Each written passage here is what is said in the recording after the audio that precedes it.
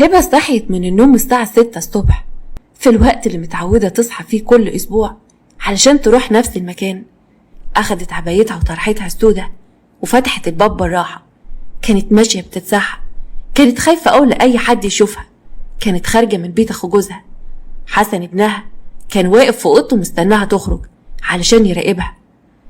كل أسبوع يا أم بتخرجي في نفس الميعاد ده وتتسحبي وتمشي، يا ترى رايحة على فين؟ حسن في الوقت ده كان شاب وعمره تقريبا مقرب على 20 سنة. أنا لازم أعرف كل حاجة، لازم أعرف بتعملي إيه من ورايا أمي ومستغفلاني. خرج من الأوضة وراح على أوضة والدته وأخد منها عباية وطرحة ونقاب ولبسهم. نزل وفضل يتمشى وراها في الشارع. كان ملاحظ إن هي مرتبكة، كل شوية تقف وتبص شمال ويمين وبعد كده تطلع تجري. هبة وهي ماشية كانت بتجيب الطرحة على وشها، خايفة إن في أي حد يشوفها ويعرف هي رايحة على فين. يا رب استرها يا رب، يا رب محدش يشوفني، أنا مش ناقصة فضايح. أنت لوحدك اللي عالم باللي أنا فيه، اللي أنا فيه ده بسبب حسن ابني. يا رب سامحني، منك لله يا حسن، أنت اللي وصلتني لكده. فضلت ماشية شوية لغاية ما وصلت على فيلا، وقفت قدام الباب وبصت حواليها وبعد كده خبطت. فتح لها واحد اسمه خليل. السلام عليكم. طمني يا خليل، لقيتهم؟ ايوه يا هبه، اهدي انت بس، كل حاجه هتبقى تمام، تعالي تعالي ادخلي. دخلت هبه على جوه. حسن بره كان واقف وهيتجنن. ايه ده؟ هي بتعمل ايه هنا؟ ومين الراجل اللي فتح لها الباب ده؟ يا ترى بتعملي ايه من ورا ظهري يا امي؟ وبسرعه راح ناحيه باب الفيلا وقعد يخبط جامد. خليل فتح الباب. ايه ده؟ انت مين؟ وايه الهمجيه دي؟ انت يا ست انت ازاي تيجي تخبطي هنا كده؟ كان معتقد ان حسن يبقى ست بسبب لبسه والنقاب اللي كان لابسه. فين امي يا راجل انت؟ امك؟ انت مين ولا انت مين؟ ايه ده؟ انت مين بالظبط؟ حسن ما ردش عليه ودخل على جوه وشاف والدته وهي قاعده، وشاف اللي محدش يتخيله. ما كانش قادر ينطق من اللي شافه. خلع النقاب وحصل. تعالوا بقى نشوف ايه الحكايه وايه اللي حصل بعد ما حسن شاف والدته في الموقف ده، وشاف ايه بالظبط. بدايه الحكايه كانت من 2 سنين. عم رمضان بتاع الفول كان عايش في شقه دور ارضي وفي حاره شعبيه. كل يوم الصبح كان بيصحى من بدري علشان يباع قدره الفول بتاعته في الحاره، وبيحمد ربنا على الرزق اللي بيجيله من قدره الفول. وفي يوم كان قاعد مع مراته هبه. ها يا هبه، عملت ايه؟ اتفضل يا اخويا. رحت لها النهارده وفضلت وراها لغايه ما ادتني الجمعيه. قعدت اقول لها انا ابني داخل على الثانويه العامه ومحتاج فلوس، وجوزي غلبان ويا دوبك عربيه الفول بتاكلنا بالعافيه. جدع يا هبه، الله يبارك لك. بالفلوس دي بقى انا ناوي اجر بها دكان. من ساعه ما الدكان اللي بقى في قدامها فتحت موبايلات، وصاحبها عمل ديكور شيك قوي. كل يوم والتاني يقعد يتخانق معايا ويقول له شوف لك حته تانيه. لكن انا بقى لما افتح دكان محدش هيبقى له حاجه عندي، واشتغل براحتي. وبدل ما اعمل قدرة فول واحده في اليوم ممكن اعمل 2 و3، ممكن كمان نعمل جنب الفول حاجه تانيه. عندك حق يا اخويا، ايوه فعلا لما تاخد لك دكانه في الحاره بدل ما يبقى فول وبس ممكن نعمل طعميه، وممكن كمان نعمل سلطات او بيض او مسقعه او اي حاجه من اللي الناس بتحبها. ربنا يسهل ان شاء الله يا هبه، ربنا يكتب كل خير. في الوقت ده ابنهم حسن كان واقف في اوضته وفتح الباب شويه صغيرين وشايفهم وسامعهم وهم بيتكلموا في موضوع الفلوس. هو في ايه بالظبط؟ هي الناس دي مش ناويه تسيب الشغلانه دي بقى ولا ايه؟ مصممين كده يكسفوني قدام زمايلي ويقعدوا يقولوا لي يا ابن بتاع الفول. ماشي، انا بقى هعرف اخد منهم الفلوس دي باي طريقه علشان ما يفتحوش المحل بتاعهم ويفضحوني اكتر من كده. تاني يوم حسن فضل قاعد في الصاله كأنه كان مستني حد. رمضان قام بدري ونزل الشغل. في ايه يا حسن يا ابني؟ مالك قاعد كده ليه؟ هو انت مش رايح مدرستك النهارده؟ المفروض يا حبيبي تقوم تلبس وتنزل. ها؟ لا يا بابا ما عنديش مدرسه. طيب انا نازل الشغل، مش ناوي تنزل معايا يا ابني تساعدني شويه؟ انا نفسي احس ان انا مخلف واد صحيح. انزل معاك فين بس؟ ان كان عليا انا نفسي اطلق الحاره دي كلها بالتلاتة، وانت عاوزني كده بسهوله انزل معاك الشارع واقف ابيع فول؟ يا ابني انت مالك كده متكبر على خلق الله؟ ده احنا ناس غلابه وعلى قد حالنا. وبعدين يا اخويا كلنا ولاد 9، بتستقبل لا على الناس بتوع الحاره. عايز ننزل معاك والزباين تحبنا وتشبط فيا؟ ما هفاهاش حاجه يعني يا ابني لما الزباين تشبط فيك. ده احنا بنكسب زبون. هقول لك ايه، ما انا مهما قلت لك مش هتقتنع. ربنا يهديك يا حسن. مشي رمضان من البيت، وبعدها بشويه جه واحد ودخل البيت وخبط على باب الشقه. حسن فتح الباب. ايوه يا سيدي انا حسن، فين الجاكيت اللي طلبته؟ الراجل بصله وبص على البيت باستغراب. البيت كان بسيط قوي وما يليقش على الجاكيت اللي هو جايبه. الجاكيت اهو يا فندم، هو سعره 5000 جنيه. انت متأكد ان الجاكيت ده حضرتك اللي طلبته من على الموقع؟ ايوه يا عم انا اللي طلبته. جرى ايه؟ هو انت شايفني اكتع مثلا؟ مش انت ليك فلوس وهتاخدها؟ ما اقصدش حاجه يا فندم، اتفضل الجاكيت اهو. خلاص دقيقه واحده وهجيب لك الفلوس من جوه. دخل حسن بسرعه على اوضه ابوه وامه وجاب ال5000 جنيه اللي كان ابوه عامل بهم جمعيه علشان يفتح بها دكان. اخد الفلوس واداها لبتاع الدليفري. اتفضل يا سيدي، ادي ال5000 جنيه اهم، يلا هاتلي بقى وصل بالفلوس. جت هبه وساعة ما شافت ابنها بيدي الفلوس للراجل، يا لهوي يا لهوي، ايه ده ياد؟ انت دفعت 5000 جنيه بتوع ابوك؟ خد الشاب المبلغ ومشي. هبه قعدت تناديله، استنى يا كابتن، استنى يا استاذ، هات الفلوس اللي معاك دي. حسن بصله، امشي انت يا كابتن، اتكل على الله، مالكش دعوه باللي بيحصل هنا. مشي الشاب بسرعه وهبه بصت لابنها، يتكل على الله فين يا واد؟ الفلوس دي لازم تجيبها دلوقتي حالا، هات الفلوس منه. يما الفلوس خلاص انا اشتريت بيها جاكيت. نعم اشتريت الجاكيت ده بالفلوس اللي ابوك لسه قابضها من الجمعيه؟ حرام عليك يا اخي. ايوه فيها ايه، انا اشتريت جاكيت اروح بالمدرسه والدروس عشان شكلي كده وسط اصحابي ابن ناس، مبقاش كده الواد الفقير اللي ابوه واقف على عربيه الفول طول الوقت وزمايلي يقعدوا يعايروني. ومالها عربيه الفول بس يا ابني؟ مش دي العربيه اللي ربتك وكبرتك وخليت لك قيمه وسط زمايلك؟ حرام عليك يا ابني. يما مش عربيه الفول اللي خليت لي قيمه، انا ذاكرت واجتهدت، وال5000 جنيه دول ولا حاجه قصاد اللي انا هجيبه من شغل ومركزي بعد كده. اسكت وما تقولش لابوك الحكايه دي. ده ابوك كان ناوي يأجر دكانه يا حبة عيني ويزود الدخل، بدل ما هو واقف على العربيه طول النهار في الشارع واصحاب المحلات يفضلوا ينقلوه من هنا لهنا وكل واحد يقعد يترزل عليه شويه. حرام عليك يا واد يا حسن. جه رمضان من بره، يا هبه هاتي يا حبيبتي ال5000 جنيه بسرعه، انا كلمت خلاص ابو وليد وافق يديني الدكانه بتاعته. قوم يلا هاتيهم خلينا نفتح المطعم ونسترزق منه، اخيرا حلمي هيتحقق ويبقى عندي دكانه بتاعتي. هبه بصت له وقعدت تبكي. سامحني يا رمضان، ال5000 جنيه راحوا يا اخويا. ايه راحوا ازاي بس يا وليه؟ انت اتجننت ولا ايه؟ ده ال5000 جنيه كانوا لسه معانا امبارح.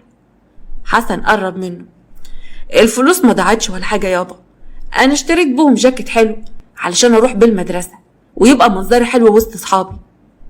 ايه اشتريت ايه يا اخويا؟ بفلوس الجمعيه اللي بقالي 5 شهور بسد فيهم؟ ده انا لسه عليا 5 شهور كمان، ضيعتهم انت في دقيقه واحده. ومن يا واد اللي قالك على مكان الفلوس؟ انا اللي عرفت، شفتكم امبارح وانتوا بتتكلموا واخدتهم عادي يعني. رمضان مسك في ياقة هدومه، خدتهم؟ انت ليك عين يا واد تتكلم وتقولها في وشي كده؟ يا بجح يا قليل الربايه. هبه قربت منه، يا لهوي سيب الواد يا رمضان، حقك عليا انا. حرام عليك يا ابني كده تعمل كده في ابوك. رمضان كان واقف وحاطط ايده على قلبه وحاسس ان هيغمى عليه. انت يا ولا عاوز تغلطني؟ انت ليه بتكرهني كده؟ عايز تعيش عيشه مش بتاعتك ليه بتلبس توب من شتوبك؟ امال عايزني اعمل ايه يعني؟ اعيش العيشه الفقريه بتاعتكم دي؟ عاوزين نفضل طول الوقت في الفقر؟ امشي يا واد، اطلع بره، امشي بره يا ناكر النعمه، امشي ياد من هنا، انت ابتلاء وابتلاء كبير قوي، حسبي الله ونعم الوكيل فيك. حسن أخد الجاكيت الغالي اللي اشتراه وطلع على بره. رمضان قعد يبكي من حسرته، مش عارف ايه اللي بيحصل لي ده. بقى الواد اللي حيلتي اللي كنت فاكره هيبقى سند وظهر في الدنيا يتعبني بالشكل ده، يكسر ظهري. الحمد لله ان منعت نفسي من الخلفة بعد كده. احنا لو كان معانا عيال تانيين كان زماننا دلوقتي بنلطم على وشنا انا وانت يا هبة. معلش يا اخويا، ربنا يهون علينا ويهدلنا الواد حسن. بص على الترابيزة ولقى طبق صيني عليه بسبوسة وكنافة. بتاع من الطبق ده يا هبة؟ اخت راوية هي اللي بعتته لنا من شوية علشان دخلت رمضان يا اخويا، كل سنة وانت طيب. وانت طيبة. مسك الطبق وفضل ياكل فيه لغاية ما خلصته كله. ياه، للدرجة دي يا رمضان كان نفسك في البسبوسة والحاجة الحلوة؟ مش عارف انا نفسي في الحلويات ليه. انا حاسس ان انت لو جبت لي عربية دلوقتي هاكلها لوحدي. طيب يا اخويا، خلينا نطلع على عربية الفول، زمان الزباين زهقوا ومشوا علشان نبيع الفول قبل السحور. طلعوا هما الاتنين على عربية الفول وهبة قعدت على كرسي صغير. كانت بتمسك الأطباق وبتغسلها ورا جوزها وهي بتغسل في الأطباق. إلا قول لي يا رمضان، إيه رأيك يا أخويا لو جبنا أخ ولا أخت للواد حسن ابننا؟ لا يا هبة، ما تجيبيش السيرة دي تاني. انت ما انتش شايفة دقة الحال اللي احنا فيها؟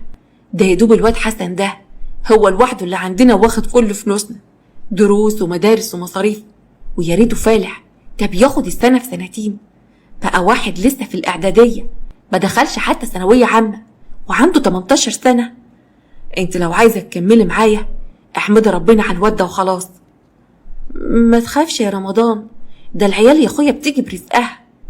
لا يا هبة، انا قلت كلمة ومش راجع فيها. مفيش عيال تاني يعني مفيش عيال. بعدين يا اختي بدل ما تفكري في الخلفة فكري في تربية الواد وتعليمه اللي بياخد للسنة في سنتين ده. خش هاتيلي ازاز الدقة من جوه علشان الدقة اللي معايا خلصت.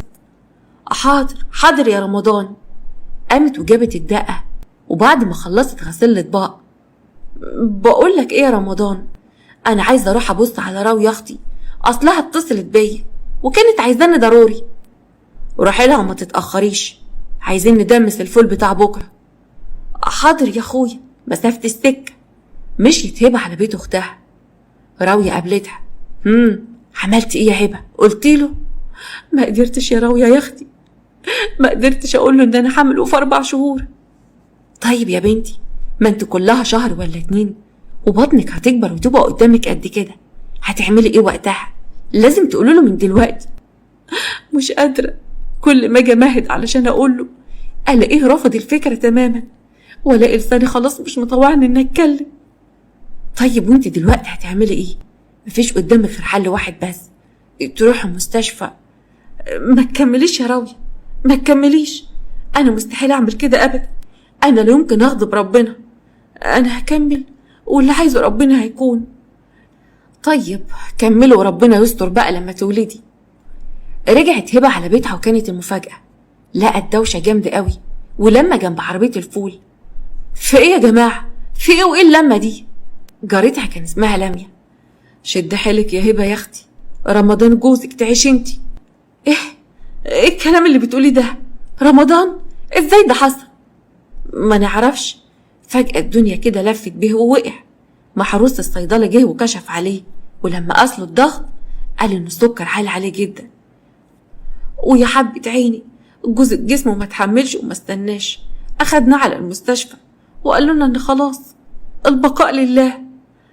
لا انت اكيد بتضحكي عليا.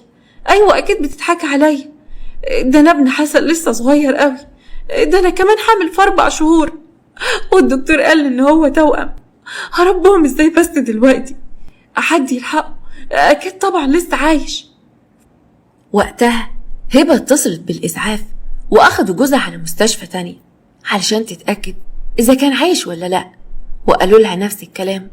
كانت منهارة. وبعد كام يوم بعد العزا والدفن كانت قاعدة في بيتها هي وابنها. يا قلبي، قلبي وجعني قوي. أعمل إيه بس يا رب أنا دلوقتي؟ أنا كنت معتمدة على رمضان في كل حاجة، ده كان جوزي وسندي في الدنيا كلها. أنا دلوقتي ماليش حاجة، ماليش في الدنيا غيرك يا رمضان، الله يرحمك يا حبيبي. حسن ابنها كان شايفها وهي منهارة وقاعدة تبكي، صعبت عليه قوي. قعد جنبها. ما تقوليش كده ياما، امال انا رحت فين؟ ما انا معاكي اهو. انت من يومك يا حسن وانت تعبني وتعبت قلبي، وكنت تعب ابوك الله يرحمه. انت عارف اللي حصل لابوك ده بسبب اللي انت عملته بعد ما اخدت الفلوس اللي طلع عنه لما حوشها. انت دايما يا ابني بتبص بره توبك، عايش عيشه مش عيشتنا خالص. ياما ما تقوليش كده، ان شاء الله هعقل ومش هعمل حاجه تزعلكم تاني. هكون راجل البيت بعد ابويا الله يرحمه، وشوف ان شاء الله ياما، وان شاء الله هكون عند حسن ظنك. معقوله يا حسن؟ يعني انت فعلا يا ابني ممكن تتغير وتبقى قد الثقه دي؟ ايوه طبعا. ايه رايك بقى ان انا من بكره هقف على عربيه الفول واتحمل المسؤوليه؟ هبه كانت بتطمن نفسها لكلام ابنها وبدات تثق فيه، وتاني يوم كان واقف على عربيه الفول، ويا ريته ما وقف. وقت العصاري بعد ما خلص بيها، ها يا ابني هات الفلوس اللي جبتها يلا علشان نجهز لشغل بكره. خد ياما. ايه ده؟ 100 جنيه وبس؟ ده ابوك كان كل يوم بيطلع من العربيه 500 جنيه واكتر. هو انت ما بعتش يا حبيبي ولا ايه؟ بصت على قدرة الفول ولقيتها فاضيه خالص.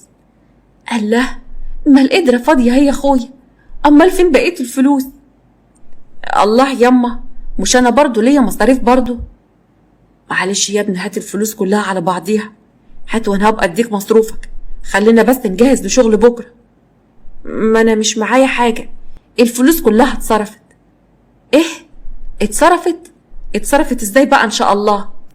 ما انا طلبت حاجات ديليفري، شيبس وسندوتشات ونسكافيه، ويعني طلبت قهوه علشان اعرف اركز وابيع كويس. يا لهوي يا لهوي، يعني انت يا اخويا طول عمرك رافض ان انت تقف على العربيه مع ابوك، ويوم ما تقف تصرف لي 3/4 الرزق اللي بيجي من العربيه؟ يا ابن حرام عليك بقى، هنتصرف ازاي دلوقتي ونجهز لشغل بكره منين؟ اللي بيحصل ده فيها ده ظلم والله. الله، هو انا يعني ابقى مستهتر وابعد عن الشغل ده مش عاجبك، ولما اتحمل المسؤوليه وعاوزه اساعدك برضه مش عاجبك؟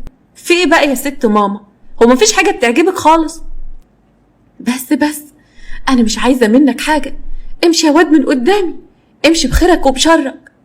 من هنا ورايح انا اللي هقف على عربيه الفول، واذا كنت فعلا عاوز تساعدني يبقى ابعد عني خالص، اخفى يا واد من وشي. مشي حسن من قدامها وما كانش زعلان ولا ندمان على اللي عمله، وبقت تشتغل هبه على العربيه ليل ونهار.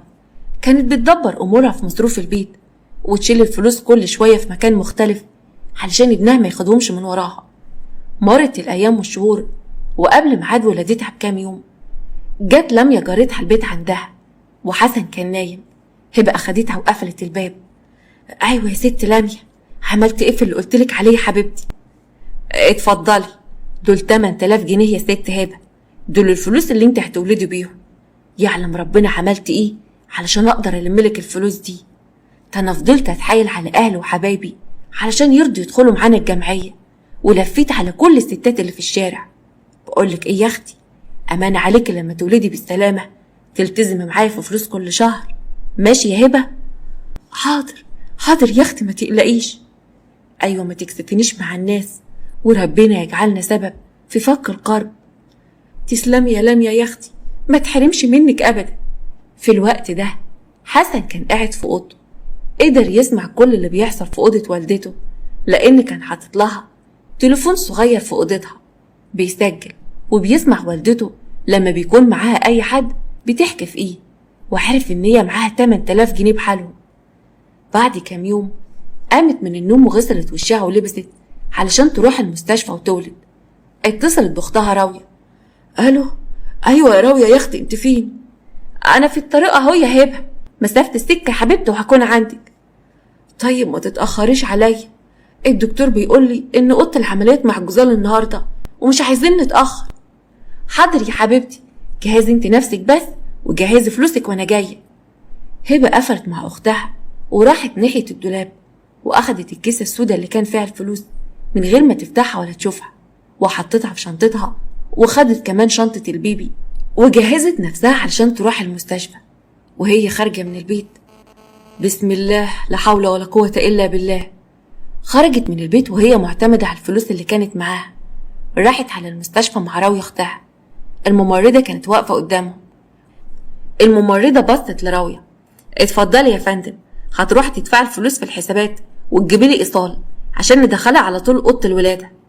حاضر يا حبيبتي، حاضر. يلا يا هبة، هاتي يا حبيبتي الفلوس على مهلك كده يا هبة. في الحسابات؟ ايه يا فندم، انت مديالي كيس فيه شوية ورق وحاطة فيهم قستك فلوس؟ هو حضرتك جاية هنا المستشفى علشان تهزري؟ راوية بصت لها. ايه الكلام اللي حضرتك بتقولي ده؟ عيب قوي. عيب ايه بس؟ انت حضرتك كده بتستهتري ولا بتضحكي علينا؟ اتفضلي شوفي يا ستي، ده الورق اللي كان في الكيس اللي انت جايباه. هبة بصت لها. ايه يعني؟ ايه يعني الكيس اللي كان معايا مفيهوش فلوس؟ امال الفلوس راحت فين؟ ده انا كنت لسه عداهم امبارح بالليل وحطاهم بايدي في الشنطه، اصحى الصبح كده الاقيهم ورق. والله يا فندم حضرتك ممكن تشوفي بنفسك، احنا مش نصابين ولا بنضحك على حد. اتفضلي، الشنطه بتاعتك ما فيهاش فلوس خالص. يا ريت حضراتكم بقى تمشوا من هنا احسن ما اطلب لكم الامن. لا وعلى ايه؟ احنا هنمشي من نفسنا، السلام عليكم. يلا هبه يا اختي. هبه بصت لراويه وهي خايفه قوي. هنتصرف ازاي دلوقتي؟ طب انا هولد فين؟ انا اتفقت مع الدكتور ان ميعاد ولادتي النهارده، انا ممكن لو اتاخرت على الولاده العيال يحصل لهم حاجه. معلش يا هبه، ارمي حمولك على ربنا، واللي خلقك يا حبيبته مش هينساكي. انت في شده دلوقتي ومحتاجاله، ادعي من قلبك وربنا هينجيكي. بعد كام ساعه راحوا هما الاتنين على مستشفى حكومي، وهبه كانت حالتها صعبه فدخلوها غرفه الولاده على طول. بعد ما ولدت كانت قاعده في غرفه فيها ستات كتير. راويه كانت قاعده جنبها وشايله الولد والبنت اللي ولدتهم على حجرها. بسم الله ما شاء الله، عيالك زي العسل، ربنا يخليهم لك يا حبيبتي، يتربوا في عزك. ومن بس اللي هيربوهم يا راويه، ابوهم الله يرحمه، العيال بقوا يتامى قبل ما يجوا على الدنيا. يا اختي ما تقوليش كده، ربنا يبارك لك فيهم ويطول في عمرك، مش يمكن دول عوض من ربنا ليكي. انت ما تعرفيش الدنيا لسه مخبيه لك ايه. وبعدين ما حسن اخوه ما هو موجود، حسوا بالدنيا، ان شاء الله هيساعدك في تربيته. حسن ابني ده عمر ما هيجي في ضفر رمضان الله يرحمه، الواد ده طول عمري مستهتر ومغلبني. انا مش عارفه هقدر اربي العيال دي منين، انا خايفه عليهم قوي، ده لو جرالي حاجه هبقى خايفه عليهم من اخوهم الكبير. بعيد الشر عليك يا هبه، ايه الكلام اللي انت بتقوليه ده؟ بكره ربنا هيعينك ويقويكي وهتربيهم وهيبقوا زي الفل، وهتكبريهم زي ما كبرت حسن. لا يا راوية، انا عارفه نفسي كويس، انا مش هعرف اربي العيال دي. انا غلطت اصلا وما فكرت احمل تاني بعد الزفت اللي اسمه حسن. رمضان كان عنده حق، قوميني وتعالي معايا، انا لازم اروح اعمل اللي في دماغي. هتروح على فين بس يا اختي؟ ده انت لسه والده والدكتور بيقول مفيش خروج النهارده. سيبك من الدكتور وكلامه، انا كده كده عايشه اهو، خليني بس اخلص من الموضوع ده. هو انت ناويه تعملي ايه بالظبط؟ هتعرفي يا اختي كل حاجه دلوقتي، المهم ان انا اشيل الحمل ده من على كتافي، انا مش قد حمول تانية. في مخيم في الصحراء كان حسن قاعد مع ملك صاحبته. بس بقى يا حسن، كفايه الوعد الكدابه بتاعتك دي، انا صدقتك كتير، مش مستعده اصدقك تاني. ليه بس يا ملك؟ هو انت ما تعرفيش انا عملت ايه علشان اجي في المخيم ده وننبسط كلنا وسط اصحابنا؟ عملت ايه يعني؟ وعلى فكره المخيم ما كانش غالي ولا حاجه، وبعدين تعالى هنا، فين هديه الفالنتاين؟ ما انت بس لو صبرت عليا. طلع لها من جيبه علبه قطيفه. ملك اتفاجئت وفتحت بقها. اي يا، مش معقول، خاتم وذهب؟ ايوه يا حبيبتي، شفت بقى انا بحبك قد ايه؟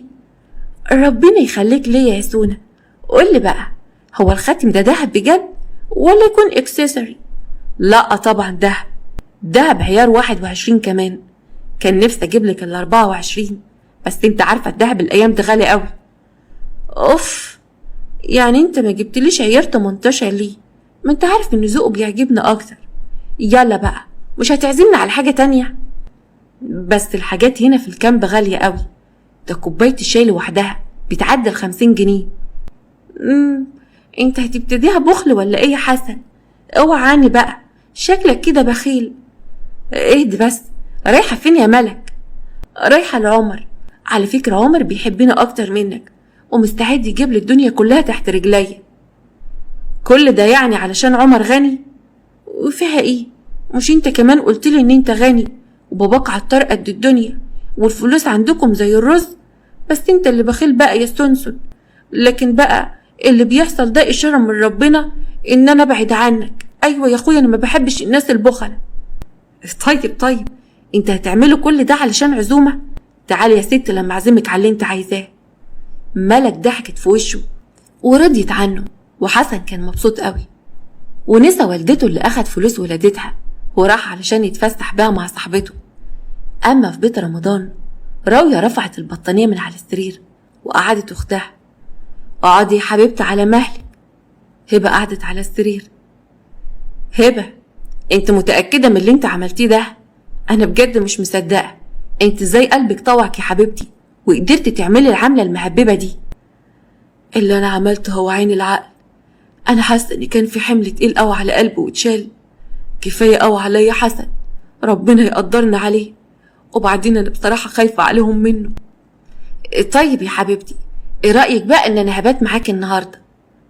لا يا راوية، روحي انت لبيتك ولولادك. لا ابدا، ده انت يا حبيبة عيني لسه خارجة النهاردة من العملية ومحتاجة اللي يقف جنبك ويسندك. طيب يا اختي كتر خيرك، ما تحرمش منك ابدا، بس السرير ده صغير. روحي انت بقى بات في اوضة الواد حسن، شكله النهاردة مش في البيت. طيب وافرض يا هبة جه من بره، وبعدين ابنك فين؟ انت متعرفش هو فين اصلا؟ لا والله ما اعرف هو فين، ده حتى انا ولدت ولا سأل عني. طيب ايه رأيك بقى ان انا هنام هنا جنبك على الارض، علشان كمان لو احتجت حاجة هجيب بطانية من فوق الدولاب انام عليها. طيب يا حبيبتي، روح هات السلم اللي في المطبخ علشان تعرفي تجيب الحاجة من فوق الدولاب. راحت راوية وجابت السلم، ولما دخلت الأوضة وحطته علشان تجيب البطانية اتفاجئت لما لقت فيه تليفون صغير محطوط وكمان فيه الخط مفتوح على طول. يا لهوي، ايه يا هبة يا اختي ده التليفون ده مفتوح وشغال وخطه مفتوح. يا لهوي، يكونش الواد ابنك هو اللي حاطط التليفون ده هنا بيسجل؟ هبة ما كانتش حاسة بنفسها ولا كانت مصدقة الكلام اللي بتسمعه من اختها. الله يسامحك يا حسن يا ابني، هي وصلت بيك للدرجة دي؟ بتحط لي تليفون في اوضتي علشان تسمع انا بعمل ايه؟ يا لهوي يا لهوي، لا يا حبيبتي، ده ابنك حسن ده ما تسكتش عليه ابدا. بقى يا اختي يحط لك التليفون ويسيبه مفتوح، يبقى الواد ده هو اللي اخد الفلوس. ايوه مفيش كلام. يا لهوي، وقع سودا لا يكون خد منك حاجة تانية. بس يا راوية ما تقوليش على حسن كده، هو ابني وانا مش هتحمل عليه. وما تقوليش ليه يا اختي، ما هو طبيعي ان هو اللي عملها، ما هي الخلفة الشوم بتجيب لأهلها العار. هقولك ايه بس يا هبة، الله يعينك على ما بلاكي. مش بعيد كمان يكون يعرف اصحاب سوق زيه ويجيبهم لك هنا البيت ويتعبوكي. لا، ده انت القعدة عندك هنا هتعمل لي مشاكل مع جوزي. ايه رأيك بقى يا هبة ان انا همشي دلوقتي؟ انا مش هبات هنا يا اختي. استني بس يا راوية، ما انا لسه طالعة النهاردة من العملية ومحتاجالك. راوية كانت بتلبس هدومها. تعبانة؟ يبقى تيجي تقعدي معايا في بيتي، وان ما شالتكيش الارض هشيلك فوق راسي. لكن اقعد معاكي هنا بعد اللي عرفته ان اللي ابنك بعمله في الأوضة؟ مستحيل يا اختي، مش يمكن حاطط لنا حاجة تانية غير التليفون. هبة فضلت قاعدة لوحدها وهي لسه والدة، كان صعبانة عليها نفسها قوي. كانت حاضنة نفسها وهي قاعدة على السرير وبتبكي. بعد ما عدى يومين جه حسن من الكامب اللي كان فيه.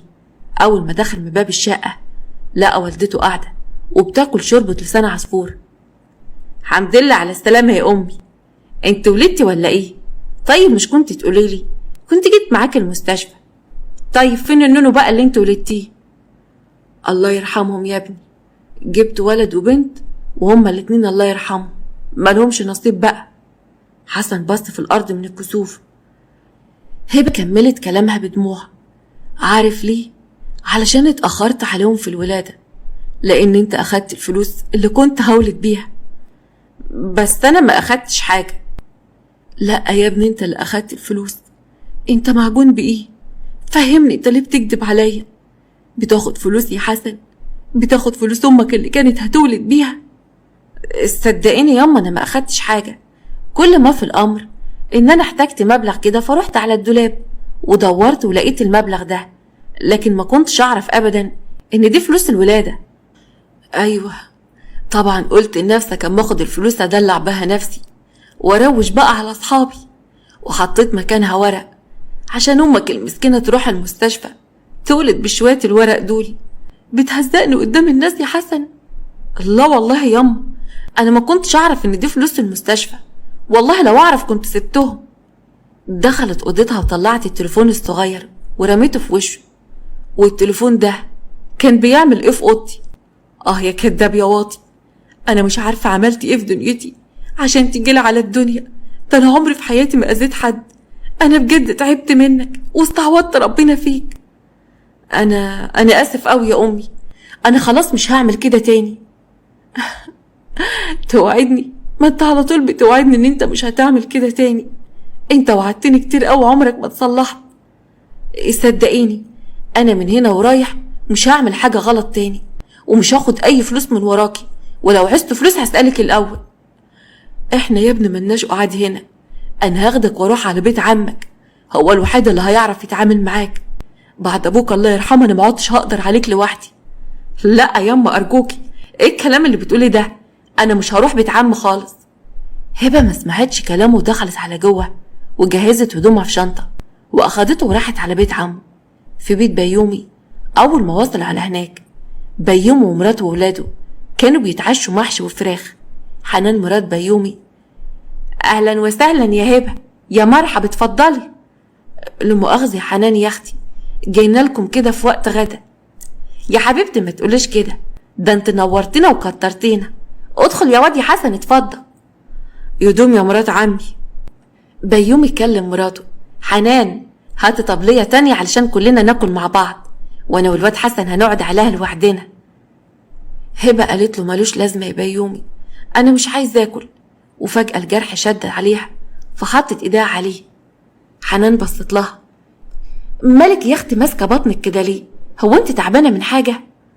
اصل حسن رد على مرات عمه: اصل امي لسه والده قيصري من يومين، ولدت توأم والله يرحمه.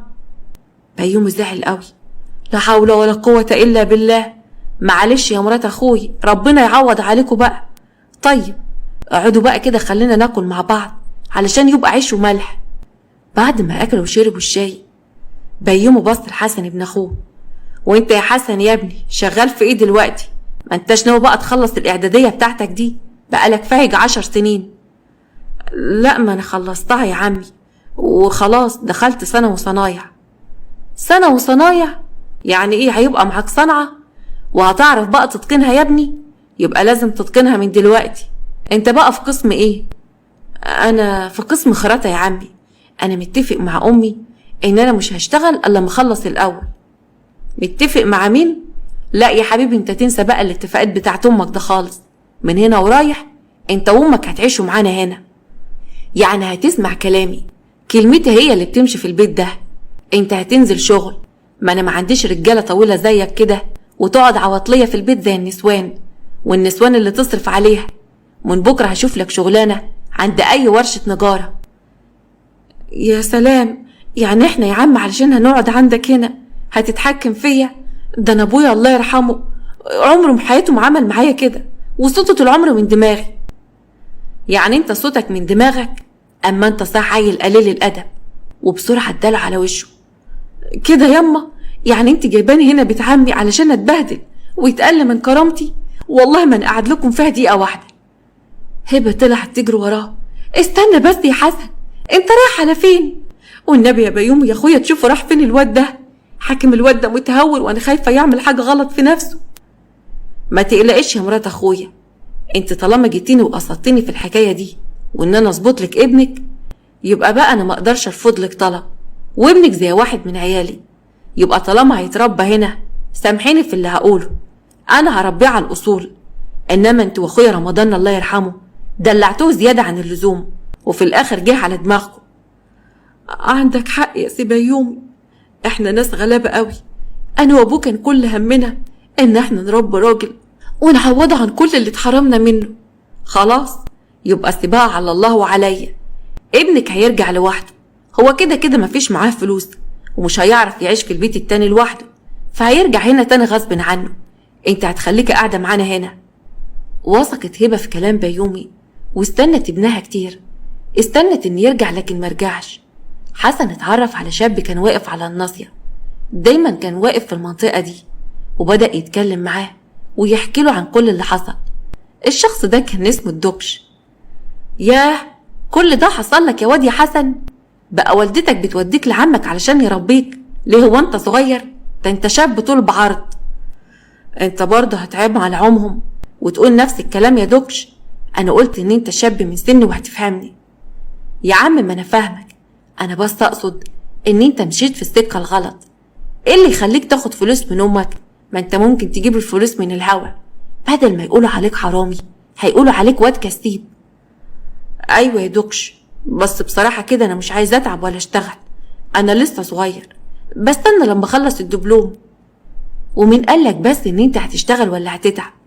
ايه رأيك يا حسن ان انت لو معايا هتجيب الفلوس من الهوا؟ ازاي بس يا دكش؟ مش فاهم، موضح اكتر. اهدى بس وانا هفهمك كل حاجة.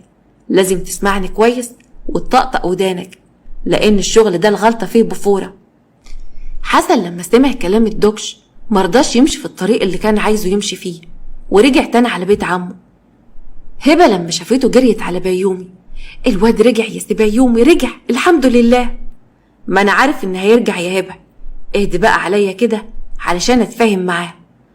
طيب يا اخويا الله يسعدك، بلاش تقسى عليه تاني، احسن الواد ده يرجع يروح مرة تانية وما يرجعش. ما تخافيش يا مرات اخوي، الصبيان عايزة الشدة.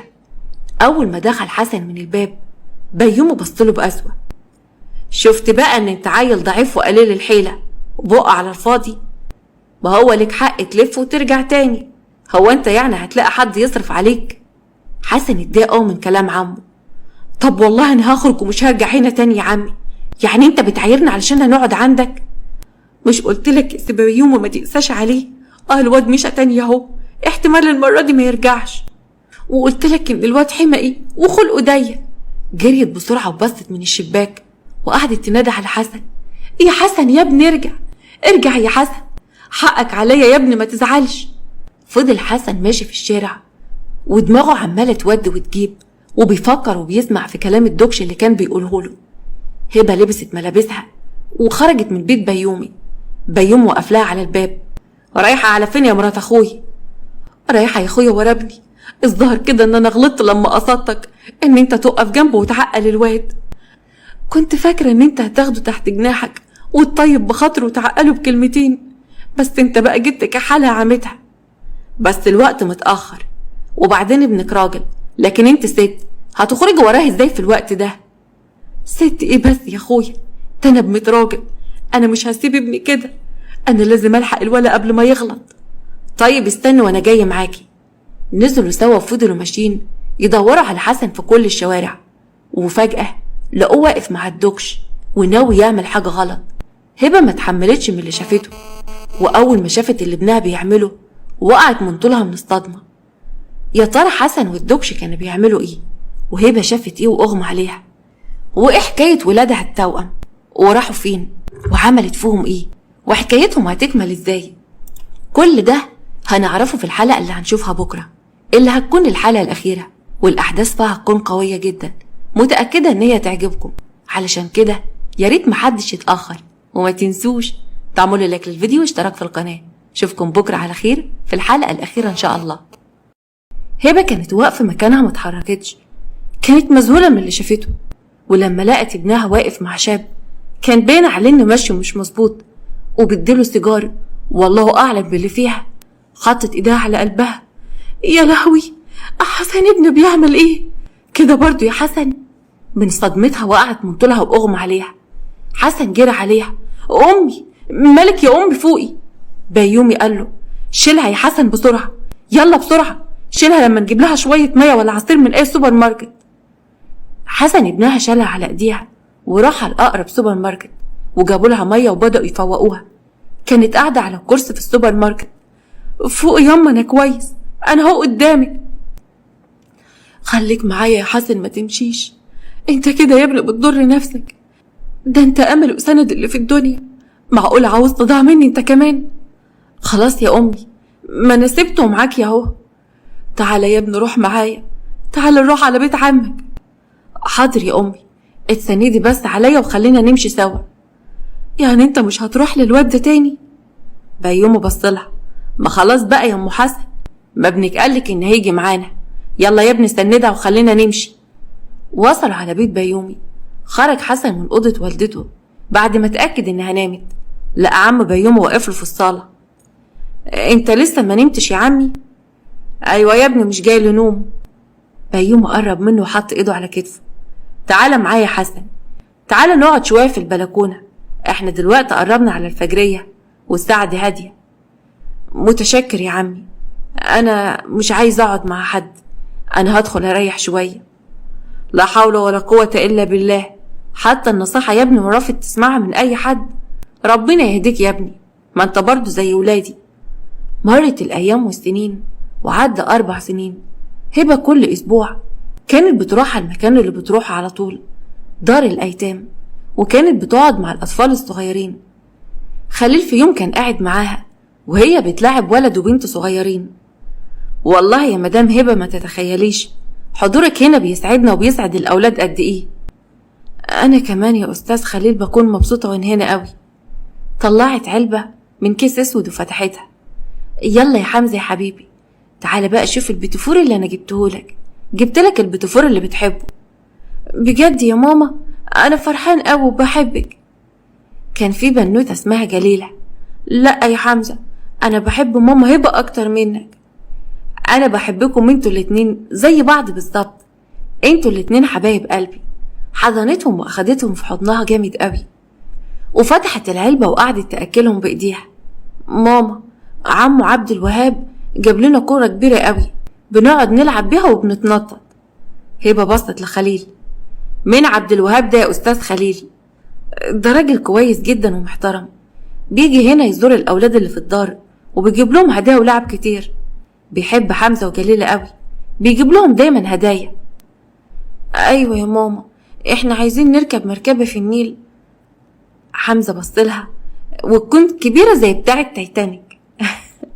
ماشي يا حبايبي من عينيا، في يوم هاخدكم، هفضي نفسي كده واخدكم ونروح احنا كلنا نركب مع بعض. هبه قضت يوم حلو قوي مع الاولاد ورجعت على البيت تاني. كانت بتحاول تنسى هموم حياتها مع ابنها حسن. بيومي طول الوقت بيحاول يسيطر على ابن اخوه وحاول معاه كتير، لكن حسن كان عنيد جدا وما كانش بيعمل غير اللي في دماغه بس. وفي يوم هبه كانت قاعده مع بيومي بعد العشاء. يعني انت لما قلت له يروح يشتغل في ورشه النجاره ويبعد عن اللي اسمه الدكش ده قالك ايه يا سبيومي؟ يوه، قعد يقول لي هو احنا كل شويه هنعيد نفس الكلام، وقال لي ان هو مش عاوز. قال ايه؟ هيخلص دراسته الاول. كأن ابنك ده يعني شايف نفسه في الجامعه. ايش حال بقى ان ما كانش في مدرسه صنايع وبياخد السنه في سنتين، ده حتى ما بينجحش كده على طول. وفجاه تليفون هبه رن. طيب معلش يا سبيومي، هقوم ادخل الاوضه رد جوه. دخلت بسرعه وقفلت الباب على نفسها وردت على التليفون بصوت واطي. الو، ايوه يا خليل، في حاجه؟ مدام هبه، لازم تيجي بسرعه، في حاجه مهمه حصلت ولازم تيجي دلوقتي حالا، في واحد من الاولاد مش لاقيينه. طيب علشان خاطري قول لي ايه اللي حصل بالظبط. لما تيجي هتعرفي كل حاجه. قفل معاها من غير ما يطمنها. هبه كانت مرتبكه ومرعوبه قوي. يا رب اعمل ايه بس دلوقتي؟ اخرج ازاي دلوقتي قدام بيوم وحنان مراته وهم قاعدين لي كده؟ الوقت كمان متاخر، ده احنا خلاص قربنا على اذان الفجر. يا ربي يا رب يدخلوا يناموا بقى. فضلت قاعده رايحه جايه في الاوضه وقلبها ما كانش مطمن خالص، وكانت قلقانه جدا من مكالمه خليل ومستنيه بيوم ومراته يناموا. كل شويه تفتح الباب وتبص من وراه تشوف بيوم ومراته ناموا ولا لا. بعد شويه بيومي دخل اوضته وحنان مراته. الحمد لله يا رب. بسرعه لبست العبايه بتاعتها وفضلت تتسحب وخرجت بره بيت بيومي. في الوقت ده حنان كانت واقفة في البلكونة وشافتها وهي ماشية تتسحب. دخلت بسرعة على جوزها. قوم يا بيومي، قوم تعالى بسرعة شوف المصيبة اللي احنا فيها. قوم يا اخويا تعالى شوف مرات اخوك بتتسحب دلوقتي وراحة فين. بيومي قام بسرعة ووقف معاه في البلكونة. مالك يا حنان في ايه؟ بص يا اخويا، مش اللي نازلة اللي هناك دي تبقى مرات اخوك؟ انا شايفاها دلوقتي وهي خارجة بتتسحب من باب البيت، واحنا خلاص قربنا على الفجر. مرات اخوك رايحة فين دلوقتي؟ ايوه صحيح، هي رايحة فين الساعة دي؟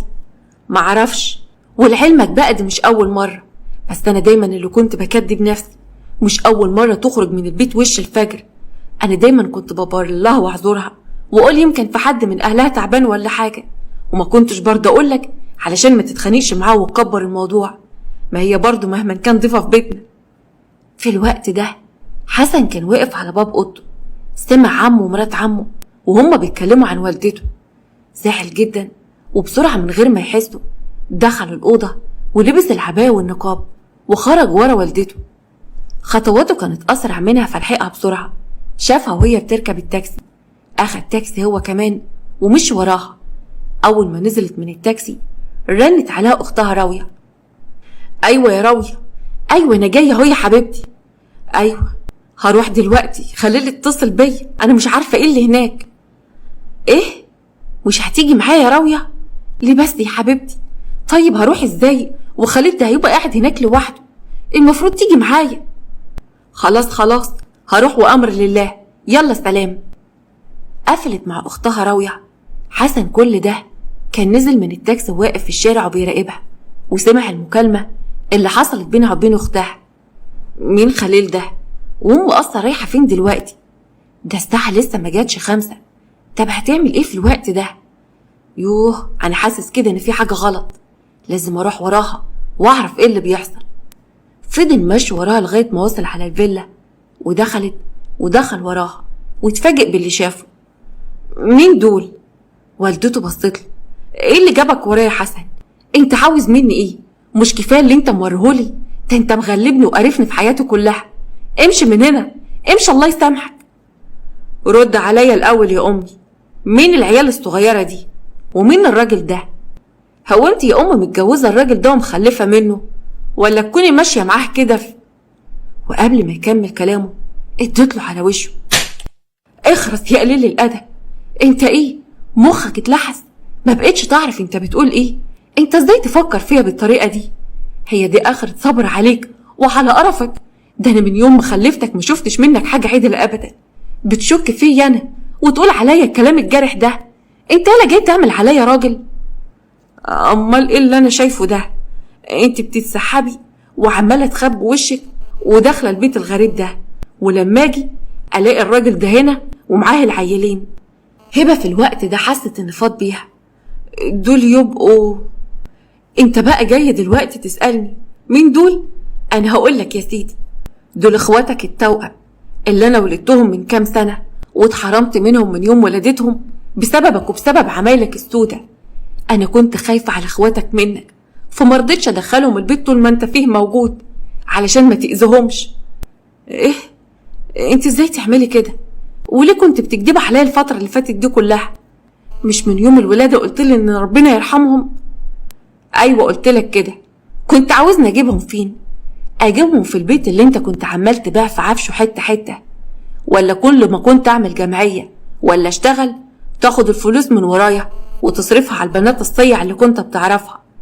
وانت كنت منفضني اول باول، كنت اجيبهم ويحصل لهم حاجه من الجوع؟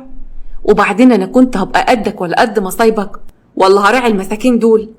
وبعدين افرض مثلا دخلت اصحابك اياهم في البيت واخواتك الصغيرين موجودين، كنت اسيبهم لما يتأذوا بسببك؟ انا اللي جبتهم هنا بايدي وجبتهم هنا يوم ما اتولدوا علشان احميهم منك انت ومن عمايلك. ما كنتش عايزاهم يطلعوا ويشوفوا اخوهم الكبير بالشكل ده ويطلعوا هم كمان زيك. ما انا مش ناقصه يبقى عندي 3 من عينتك. كانت منهارة وبتبكي وبدأت تفتكر اللي حصل. كان يوم ولادتها، كانت هبة واختها راوية في الفيلا عند خليل.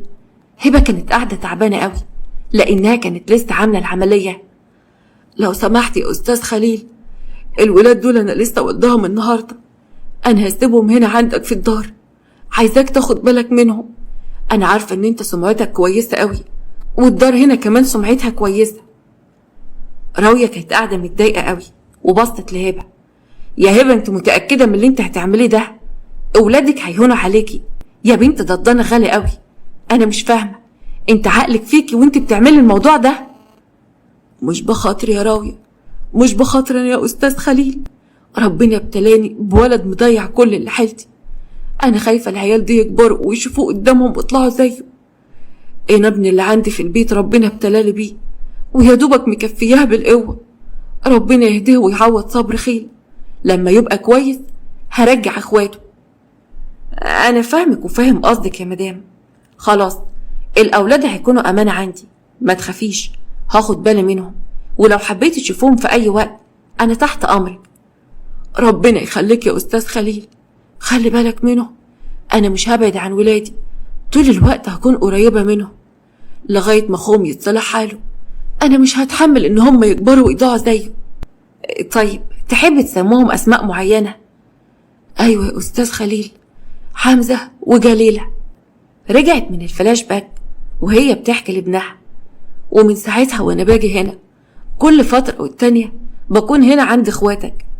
انا كان نفسي اخدهم ويعيشوا معانا في البيت في حضني، ونرجع على بيتنا تاني بدل ما احنا قاعدين في بيت عمك بقالنا سنين. كان نفسي اخدهم في حضني وارضعهم وهم صغيرين، واول خطوة يمشوها تبقى قدامي. كان نفسي اخدهم في حضني كل ليلة واطمنهم ويطمنوا بيا. كل ده انا اتحرمت منه بسببك انت وبسبب عمايلك السودة. شفت بقى ان انت عملت فيا كتير قوي. انت ما تستاهلش ان انت تكون ابني، ولا تستاهل التضحية اللي انا ضحيتها علشانك، لان بعد السنين دي كلها لسه زي ما انت معوج وما اتعدلتش. ايه الكلام اللي بتقولي ده؟ يعني انت رفضت تدخلي اخواتي البيت بسببي؟ يعني انا كنت واطي للدرجة دي؟ كنت خايفة على اخواتي مني؟ كنت خايفة يطلعوا زيي؟ ايوه يا ابني، انا تعبت معاك قوي واتحملت منك اللي محدش يتحمله، وبعد وفاة ابوك ما بقتش قادرة على الحمل لوحدي، ورحت بيت عمك. ما كانش ينفع اخدهم معانا هما كمان، كنا هنبقى حمل تقيل قوي. حسن في الوقت ده حس بالندم، شريط حياته اتعاد قدامه. ياه، للدرجة ده انا انسان وحش وما عملتش حاجة حلوة في حياتي ابدا؟ للدرجة ده انا اذيتك واذيت ابويا كتير؟ انا اسف قوي ياما، اسف. ممكن تسامحيني؟ اسامحك على ايه ولا على ايه يا حسن؟ ولا سامحك دلوقتي ان انت بتتهمني في شرفي؟ سامحيني يا على كل اللي فات. اوعدك ان من هنا ورايح همشي كويس، هبدأ صفحة جديدة، هكون انسان تاني خالص. ما انا يا ابني سمعت الكلام ده منك كتير قوي، كل شوية توعدني وتخلف بوعدك. انا مش عايش لك العمر كله وانا بسمع منك الكلام ده، وفي الاخر ما بتنفذش حاجة منه. انا تعبت وما بقتش قد تصرفاتك. والله ياما صدقيني ده اخر مرة، وهتشوفي بنفسك هكون انسان مختلف خالص. هعوضك عن كل السنين اللي عملت فيها حاجات وحشة. هات اخواتي ويجوا يعيشوا معانا. لا، انا مش هاخدهم دلوقتي، لازم اتأكد الاول ان انت هكون قد وعدك المرة دي. اخواتك طول ما هم هنا هم في امان، بدل ما يروحوا مني وانا كمان اسيب الدنيا بحسرتي عليهم. انا مش عايزه اخواتك يتشحططوا من بعدي بسبب عمايلك. هبه صدقته لاخر مره وروحت معاه على البيت. في نفس اليوم محمود راح ورشه النجاره. بقولك ايه يا اسطى محمود، انا عارف ان انت اتحملتني قوي كتير. انا ما كنتش شغال معاك الفتره اللي فاتت بما يرضي الله. بصراحه كده انا مش حابب موضوع النجاره ده. انا عايزه اشتغل في حاجه انا درستها وحاجه انا فاهمها، علشان اقدر اشتغل فيها كويس واطلع فيها مواهبي. انا عايزه اشتغل في الخراطه. يعني انت يا واد ما نفعتش في النجاره، هتنفع في الخراطه؟ يا اسطى ما هي النجاره انا ما درستهاش، لكن الخراطه دي درستها واتدربت عليها كويس قوي في المدرسه، وكمان كان عندنا هناك اجهزه كويسه بنتدرب عليها، وعندي فيها خبره كويسه. اديني فرصه بس واديني الورشه وملكش دعوه، وهتشوف الفن على اصوله. ماشي يا ابني، لما نشوف ايه اخرتها معاك يا حسن. على بركه الله، انا اتمنى ان انت تبقى كويس علشان امك الغلبانه اللي اتحملتك. راح على ورشه الخراطه وحسن بدأ يشتغل فيها، وبعد فتره من شغله الناس اللي حواليه لاحظوا ان هو فعلا موهوب في الشغلانة دي، وبدأ يشتغل بذمة وضمير. كان بيطلع كل طاقته في الشغل. قدر يثبت لوالدته ان هو ممكن ينجح في شغله، وان هو صعب قوي يرجع للي كان فيه من تاني. وفي يوم قابله الولد اللي اسمه الدكش في الشارع. جرى ايه يا صاحبي؟ بعدت عني كده يا حسن مرة واحدة وما بقتش تسأل. بص يا دكش، انا حبيتك وعارف ان انت قلبك طيب، وعلشان حبيتك عايزك تبقى معايا على الصح مش على الغلط. ايه رأيك ان انا وانت نحط ايدينا في ايدين بعض وتسيب النص اللي انت بتقفل عليها دي، وتيجي بقى تشتغل معايا في الخراطة؟ سيبك بقى من وجع الدماغ اللي انت شغال فيه، وصدقني ربنا لما يغنيك بالحلال هتحس بحاجة تانية خالص. تصدق وتؤمن بالله يا سحس، انا عرفت ناس كتيرة اوي بعدد شعر راسي، وضليت ناس كتيرة اوي للشر، بس كل مرة كنت بحس ان ربنا غضبان عليا. كل اللي يعرفني كان بيبعد عني، لغاية بقى ما بقاليش اصحاب، بقالي اعداء وبس. علشان كده انا هفضل معاك يا حسن، واسيب السكة دي يا سيدي لما نجرب معاك سكة الصح. حسن حضن وقال له جدع يا دوكش. لا دوكش ايه بقى، من هنا ورايح تقول لي يا سيف، انا اسمي الحقيقي سيف. انا هروح دلوقتي علشان اصحى بكرة من بدري ونروح الشغل. رجع حسن على بيت عمه ولقى والدته لابسة وجاهزة علشان تخرج. الله، رايحة فين ياما؟ هروح كده يا ابني ابص على البيت بصة، بقالنا كتير ما رحناش. طيب انا كنت عايز اخد رأيك في موضوع. خير يا ضنايا؟ اقول كنت بقول يعني خلينا نرجع على بيتنا تاني، احنا طولنا هنا قاعدة عند عمي، خلينا نرجع بقى. وهدانا دلوقتي بقيت شغال واطمنت ان انا بقيت كويس، ملهاش لازمة بقى القعدة هنا. لا يا حسن، احنا هنفضل عند عمك لغاية يا اخويا ما اطمن عليك على الاخر. ياما انت لسه خايفة مني ولا ايه؟ صدقيني مش همشي في السكة الوحشة تاني. محدش يا ابني كبر على الغلط، وانا ما صدقت ان انت اتعدلت شوية، ده انا ما حلتش غيرك. انت نسيتي حمزة وجليلة ولا ايه؟ ماشي، شوفي انت بقى رايحة فين. وفي يوم حنان مرات بيومي كانت قاعدة في المطبخ بقالها كتير وعمالة تجهز في أكل أشكال وألوان. دخلت عليها هبة. إيه يا أختي؟ بسم الله ما شاء الله، هو إحنا جينا رمضان وإحنا ما نعرفش؟ إيه الأكل ده كله يا حنان؟ إحنا عندنا عزومة، أصل بيوم عزم المديرة بتاعتي في الشغل، ودي ست محترمة وكلها ذوق. عزمت سي بيومي قبل كده، وبعدين كانت جايباله أكل جاهز من بره. بيومي بقى قرر يرد لها العزومة، قال لي اعملي لي أكل يشرف يا حنان، واديني بعملها اهو. الصراحة من ناحية ان الاكل يشرف فهو يشرف. طيب انا هاخد بعض واروح على بيت القديم، محتاجة حاجة مني؟ ليه بس يا هبة؟ هبة عليكي يا اختي، ده انت مستلفتي، ده انت اختي والبيت هنا بيتك، عايزة تروحي بيتك القديم ليه؟ ربنا يخليكي يا حنان ويديم المعروف ما بيننا. طيب هتفضلي واقفة كده كتير؟ ما تيجي يا ولية تساعديني في المحشي. بالليل جت مديرة بيومه في الشغل وكان اسمها رباب، وكان معاها بنتها حلا. حلا كانت شابة جميلة قوي. وهم بياكلوا حنان بصت لها، ما تاكلي يا مدام، انت ما بتاكليش ليه؟ الاكل زي ما هو قدامك، يظهر كده بقى ان اكل مش عاجبك. ما تقوليش كده يا حنان، ده انت الاكل بتاعك يجنن، ده انت عارفة ان انا بجيب اكل من افخم المطاعم ما بيكونش حلو كده زي الاكل بتاعك. اسمعي مني يا حنان، لو انت حابة تفتحي مشروع الاكل بتاعك انا هدعمك يا ستي ماديا ومعنويا، ما تحرمش منك ابدا يا ست رباب. بيومي بصلها، والله يا فندم انت نورتينا، انت بالاموره بنتك. حالة كانت شابة اموره قوي. على فكرة يا انكل بيومي، انت المرة اللي فاتت ضحكت عليا وما لعبتنيش شطرنج، اكيد خفت لاغلبك. حقك عليا يا بنتي، بعد الاكل هلعبك دور، بس ما تعيطيش بقى لو غلبتك. هبة ما كانتش حاسة ان هي في مكانها، دخلت وقعدت في المطبخ لوحدها وكانت بتبص على حالة من بعيد. الله على البنات وخلفتهم، حاجة كده تشرح القلب وتريح البال. يا سلام يا حسن يا ابني، لو ربنا يعوض عليك ببنت زي البت القمر اللي بره دي وتتجوزها كده. بعد العزومة بيومي نزل مع رباب وبنتها حلا علشان يوصلهم لأول الشارع، وفجأة هو ماشي حس بدوخة. حلا سندته. مالك يا أنكل، انت فيك حاجة؟ لمؤاخذة بس يا بنتي، اصل انا ما خدتش حباية السكر اللي بعد الاكل، قعدتكم الحلوة نستني. طيب استنى هنا وانا هطلع اجيبها لك. جه حسن وشافهم هم واقفين في الشارع، قرب من عمه. مالك يا عم في ايه؟ بقول لك ايه يا حسن يا ابني، اطلع بسرعة يا حبيبي هات لي حباية السكر. حاضر يا عم هوا. طلع حسن بسرعة على البيت وجاب له الدواء ومعاه كوباية مية. بعد ما بيومي اخد الدواء، رباب بصيت له. ها، عامل ايه دلوقتي يا استاذ بيومي؟ بقيت كويس؟ ايوه الحمد لله. يلا ما وصلك بقى علشان اتأخرتوا. توصلنا فين بس يا راجل يا طيب؟ احنا خلاص هناخد تاكسي من على اول الشارع. العربية بتاعتي يا سيدي عطلانة النهاردة، لو ما كانتش عاملاها معايا كان زماننا جايين فيها وترحمنا من المواصلات. طيب يا حسن يا ابني روح معاهم وصلهم. حاضر يا عمي اتفضلوا. مشيوا معاه، وفجأة وهما ماشيين في الشارع حالة حطت ايديها على رقبتها وما لقيتش السلسلة. ايه ده يا مامي؟ السلسلة بتاعتي مش لاقياها. السلسلة الدهب بتاعتك اللي باباك الله يرحمه كان جايبها لك يا حلا؟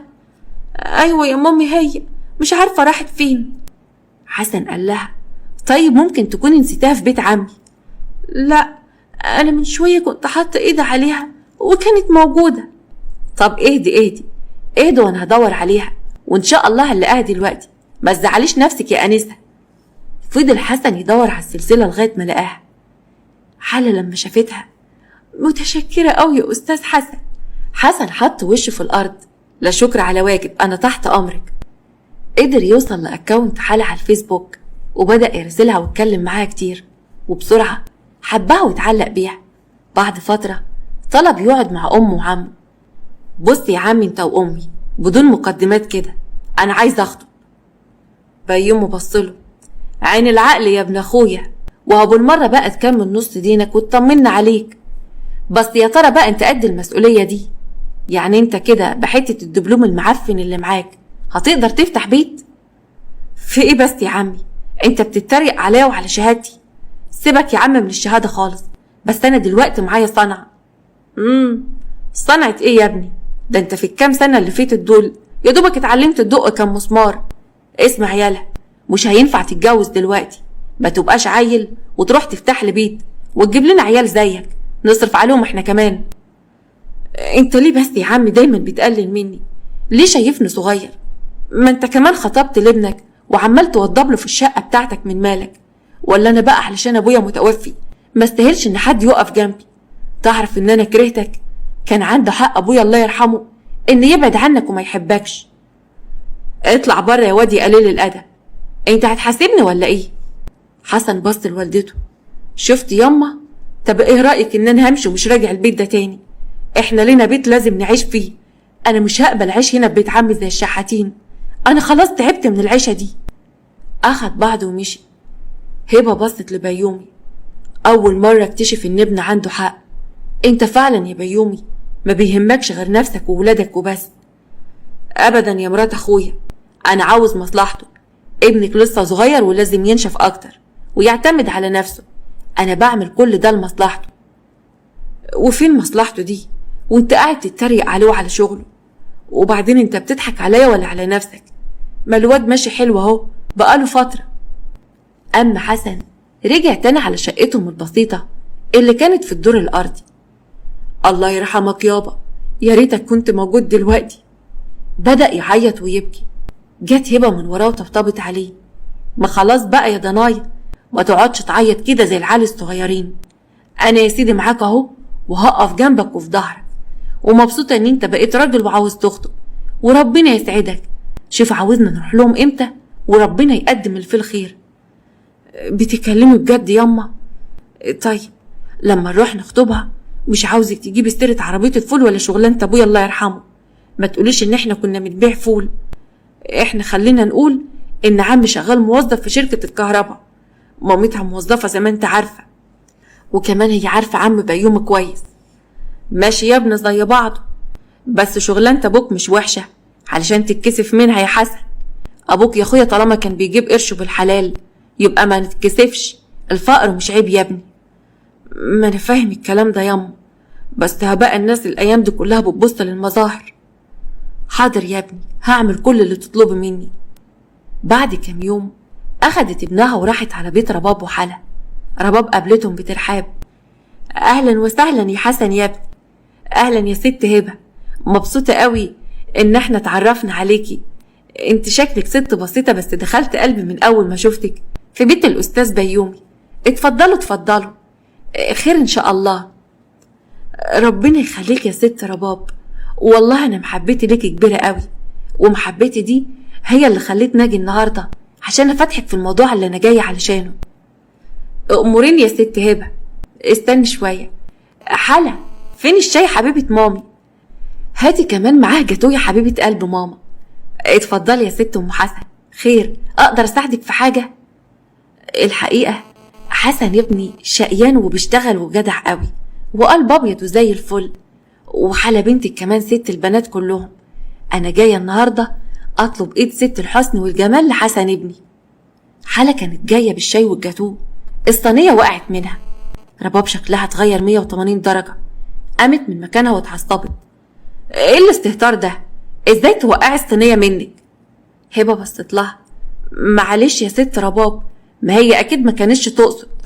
رباب بصت لها من فوق لتحت وبصت لبنتها. اتفضلي على اوضتك دلوقتي يا حلا. انا اسفة يا ماما. بقولك على اوضتك دلوقتي. وانت يا مدام هبة، انا متأسفة قوي، طلب حضرتك مش عندي. هبة حست بالإحراج. طيب خدي ودي معانا في الكلام، أو حتى فكري مع نفسك، أو خلي بنتك تفكر. ده ابن زي الفل وما يترفضش. حسن بصلها. ليه كده بس يا مدام رباب؟ مش تستنى ما ناخد وندي مع بعض في الكلام؟ وبعدين حضرتك قلت إن أنا إنسان محترم وابن ناس، وأي بنت تتمناني. أي بنت، لكن بنت لأ يا أستاذ حسن. طيب ليه؟ ممكن أفهم؟ أنا قلت اللي عندي وكلامي نهائي. أنت بالنسبة لي مرفوض، بنت مش هتتجوزك. روح شوف لك بنت الحلال في حتة تانية. هبة بصت لابنها. يلا يا ابني بقى نمشي من هنا، كفاية قوي، بلاش تكسفنا أكتر من كده يا حسن. حسن اتعصب جدا. أنا مش همشي من هنا إلا ما أفهم الأول هي رفضاني ليه، عملت إيه علشان ترفضني.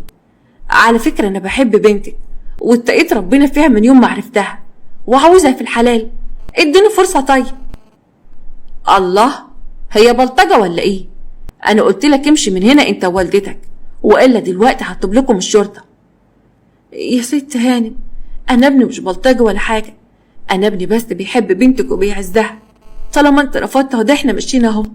يلا يا ابني، يلا يا ابني خلينا نمشي من هنا. قعدت تشده من ايديه. يما انا بحبها يما وعاوزها.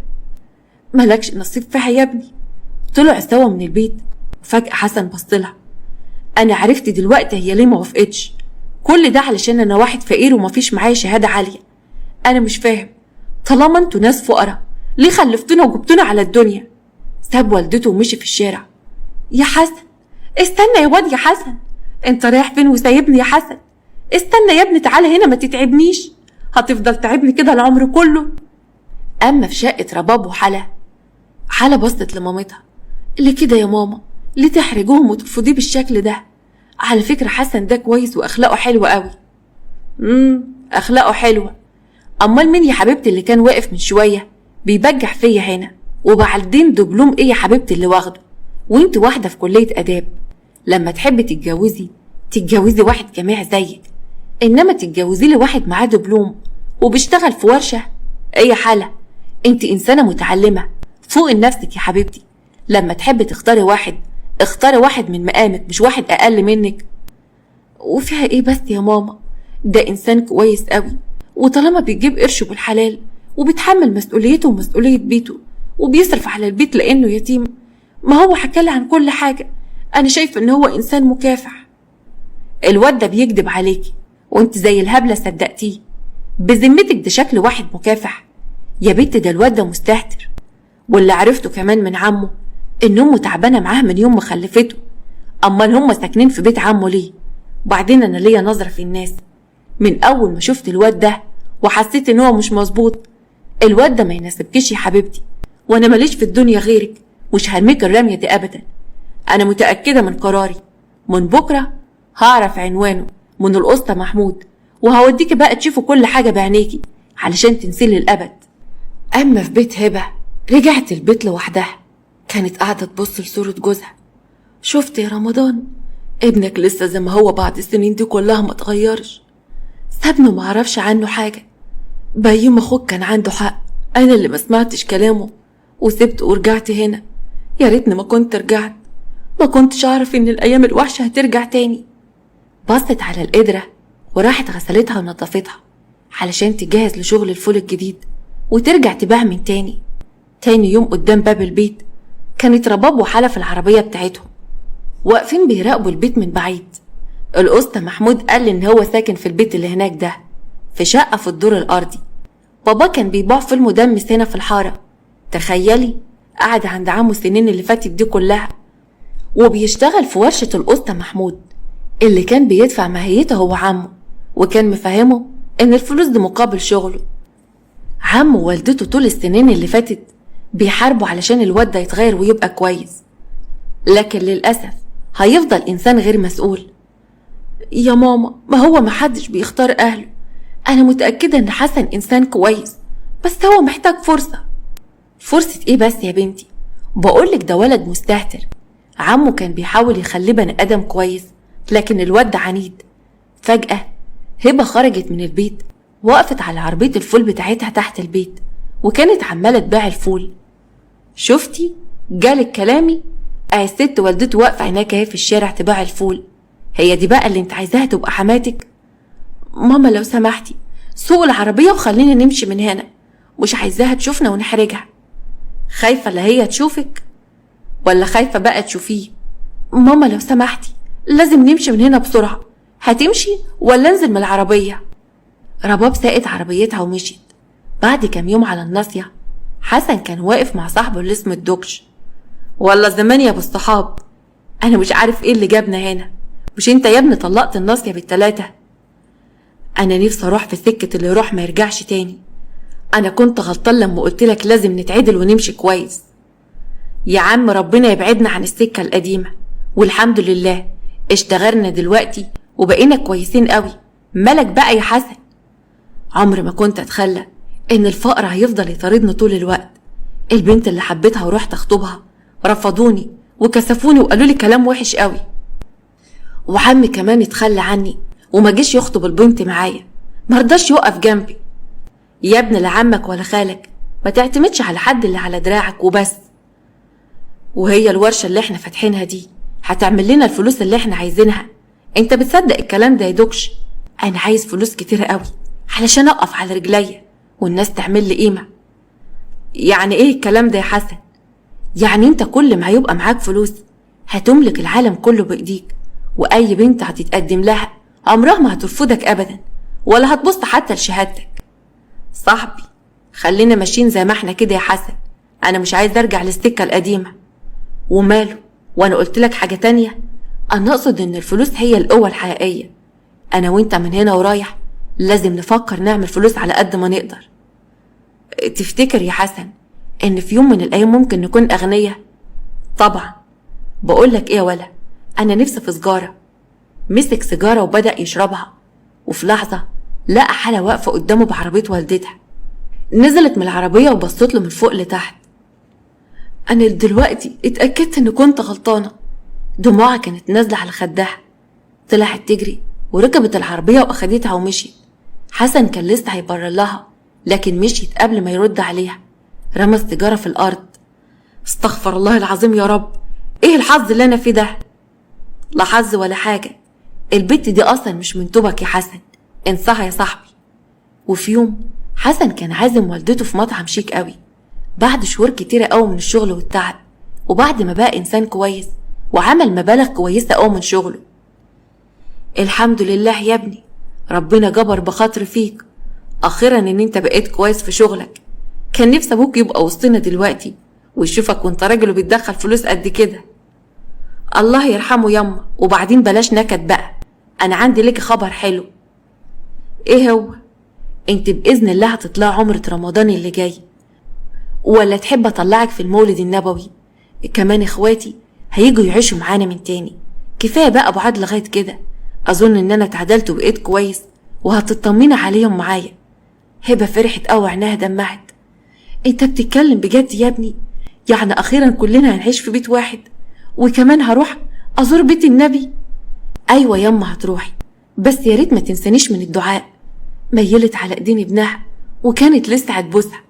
استغفر الله العظيم، ده انا اللي ابوس ايدك ورجلك. كل اللي انا فيه ده ببركة دعاك ليا، ربنا ما يحرمنيش منك ابدا، ولا يحرمني منك يا حبيبي ولا من اخواتك. ربنا يرضيك ويرضى عنك ويبعت لك بنت الحلال اللي تستاهلك وتكبر بخاطرك يا قادر يا كريم. فجأة وهم قاعدين جت ملك. ايه ده؟ حسن، سونا، ازيك يا حسن؟ وحشتني. حسن بص لوالدته. بقولك ايه يا امي، انت متأكدة ان انت بتدعيلي دلوقتي طلبت بنت الحلال؟ ايوه يا ابني والله. جرى ايه يا سونا؟ هو انت نسيت ايام الكامب ولا ايه؟ ما تصحى للكلام يا ولا، انا الحب القديم. يلا بينا ياما، البت دي شكلها كده كده من نصيبي. يلا يا بت يا بايرة. استني هنا، ايه البنطلون اللي انت لابساه ده؟ ماله البنطلون يا بيبي؟ ده انت عمرك ما علقت على لبسي. ما هو من هنا ورايح هعلق. اللبس ده ممنوع تماما، من هنا ورايح هتلبسي الإسدال الفسكوز وتقفي مع على عربية الفول، مفهوم؟ أمرك يا سي حسن، انت تؤمر. مشي هما التلاتة وبيضحكوا مبسوطين. حسن بص لوالدته. الحمد لله يا أمي إن ربنا كرمني وسمعت صوت الحق بعد صوت الباطل. وبعدها حسن ووالدته راحوا جابوا اخواته وعاشوا معاهم في نفس البيت، وكانوا فرحانين قوي. أخيرا بقوا عيلة، وخطب ملك واتجوزها، وملك كمان اتبرمجت على العيشة بتاعتهم وكانت بتحب هبة قوي. ودي كانت نهاية قصة النهاردة. أتمنى إن القصة تكون عجبتكم، وما تنسوش تعملوا لايك للفيديو واشتراك في القناة. أشوفكم بكرة على خير في قصة جديدة إن شاء الله.